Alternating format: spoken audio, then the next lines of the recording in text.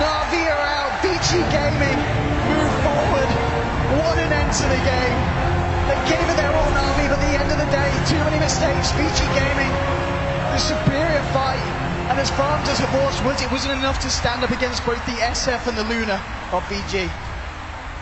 What an absolutely crazy ending to that game. I cannot believe how well Na'Vi actually ended up holding that, but they just run out of heroes in the end. Oh, there's so much to talk about that game, so we're going to head over to the analysts to see exactly what they want to talk about. But what a performance from VG. What a performance. Well, the congratulations are to VG. Na'Vi do leave the arena at the very first attempt. What a sad way to see the former champions go out of the tournament, but my word, hearts were in our hands at the end of that game. It was almost the impossible Na'Vi story yet again right at the end of the match, Malini. Wow. Yeah, what do you say? What do you say? Yeah, it's crazy. I mean, the most important thing I think about that game is we got to see both teams play like the champions they are. Yeah. I mean, that was a heck of a show. It was, you know, as much as we've seen in the group stages in this tournament already, that was the game of the tournament for me, just in terms of the emotional investment that I had in that game. And, you know, I know there are a whole lot of people out there. Na'Vi is the brand in Dota 2. They're the winningest team in terms of event wins all time. And, you know, they're part of the reason for me that I started playing Dota. And I think there are a lot of people out there in the world that can say that. So, you know, I have a heavy heart right now, but I think it's only appropriate that we say for Dendi what we say for the king of Dota 2, what they used to say for the king of rock and roll. Ladies and gentlemen, Dendi has left the building.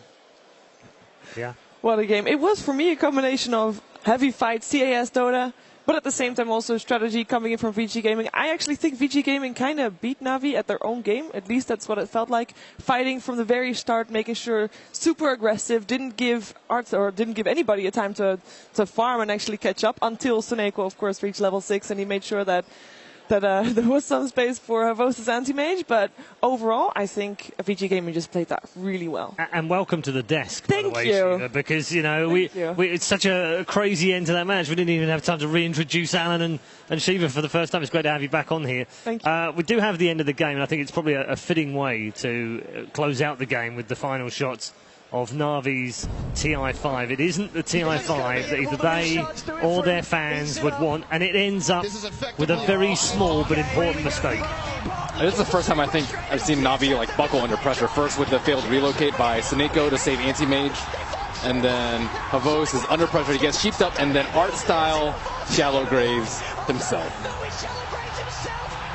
Poor Artstyle, by the way. He ended 0-7-0 in that match. Yeah. Either way, they would have lost this one. Yeah. I think that's right. Yeah, it becomes almost incidental in a way, but honestly, they played great just to extend it. Yeah, but it's a good summary of why they didn't go any further in this tournament at the end of that match. It's sort of like well, there's the signpost for it, I suppose.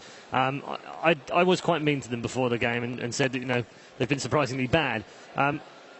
There's no escaping the fact that they were the champions. You've said they're the pin-up poster boys of Dota 2. And they're going home in the bottom 4. You can't escape that. Right. No, there's no getting around that. I mean, there are a lot of fans today, a lot of Dota 2 fans that are very disappointed. I mean, you could hear that arena. You could hear that crowd getting behind Na'Vi, and there's a reason for that. And I really do believe that Na'Vi will still be a presence in this scene for as long as there is Dota 2. And I thought Sin did a great job in that match framing the action, talking about the window that Na'Vi had, and I thought they made some great plays to extend that window. I thought there were some insane relocate plays to take that bottom racks to really maximize Na'Vi's window in that game. But at the end of the day, VG Gaming rolled the dice and drafted a super greedy lineup.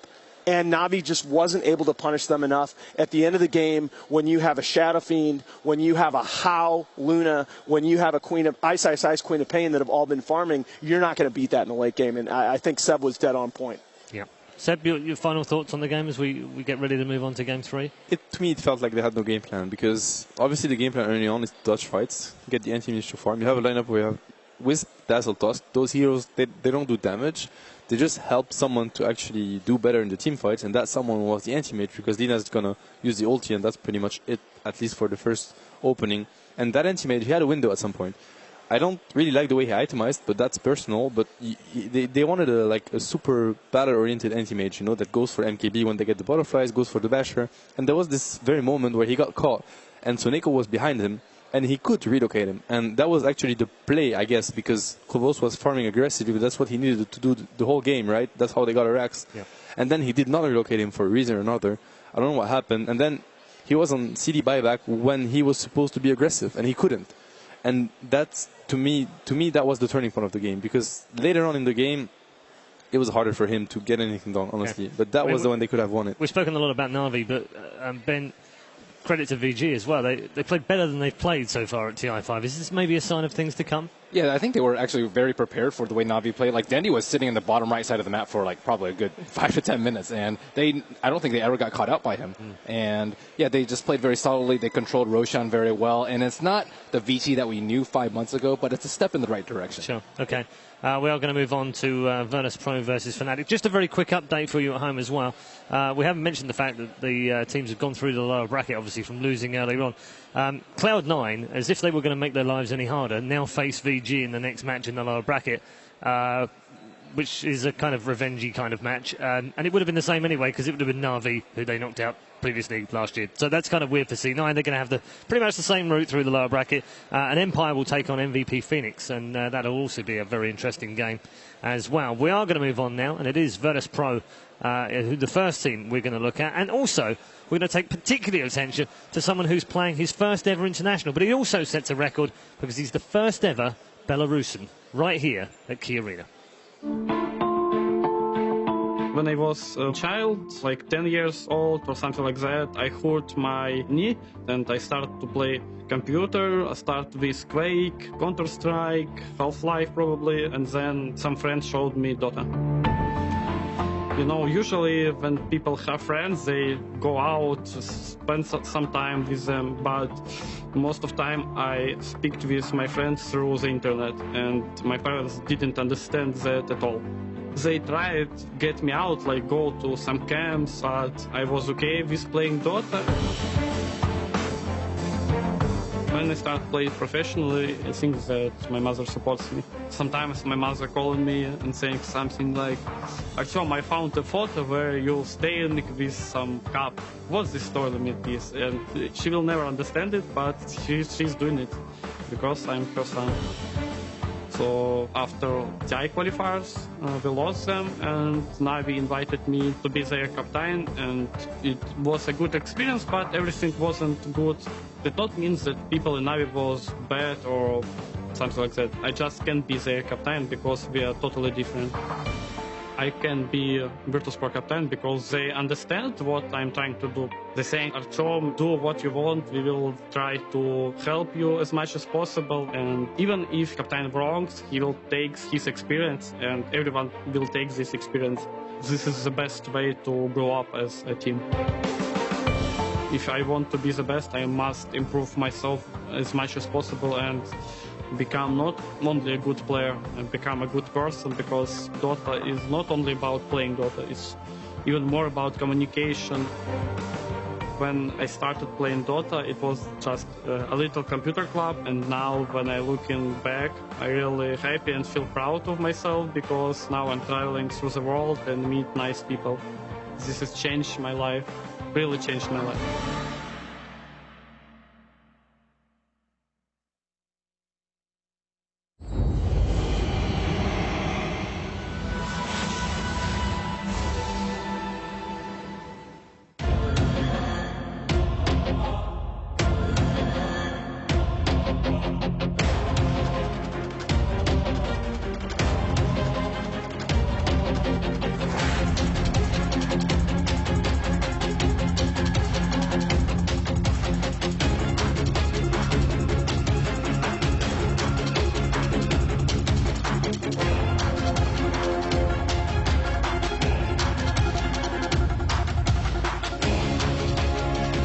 There they are then, your first team of our third match in the lower bracket. Virtus Pro and their lineup and their story behind the first ever Belarus player to play in the international. He's a proud man leading his team out into the Key Arena any moment now. They go head to head with another team who are desperate to prove the doubters wrong as Virtus.pro get ready to come out. And Fnatic are there as well. Fnatic, of course, have had a little bit of history under a number of different names throughout the international history, none more so than the boys in orange. They're in orange once more, but now in the colours of Fnatic. And to catch up with all of the things that have been happening to them before they headed into the international, here's Ohio.